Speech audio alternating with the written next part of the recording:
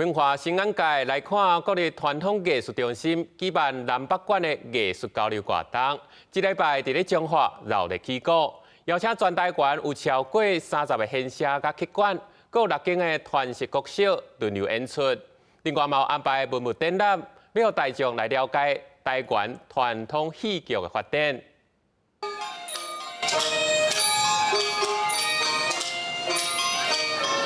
有学生囡仔带来的南管曲目，暂时起歌，嘛有百年南管广告台南进行社演出。国立传统艺术中心台湾音乐馆举办的南北馆交流活动，今年伫中华举办，邀请全台湾31个馆歌参6间传习国校啊演出，互相交流。平遥呢，南馆吼已经发展足久啊，为了家己要更加进步吼，来参加这个活动吼，大家事先嘛练足久的。平遥南馆就是里头、里尾、里中甲里尾，阮的俗语叫做天落过线。 演奏的中间，伊有啥物款特殊的机构，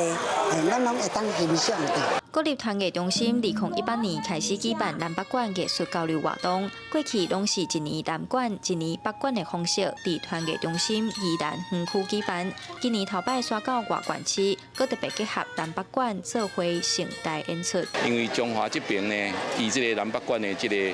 保存维护工作做啊真好啦吼。啊，尤其是阮希望讲北部的团体来甲遮，南部的团体来甲遮，啊，这个所在市场拄好吼。传艺中心表示，今年活动连续举办2礼拜，6月初1、初2伫中华南北馆音乐戏曲馆，佮有南管戏曲专场的演出，要邀请民众做伙来听戏，感受传统戏曲的优美。记者杨淑晴，中华报道。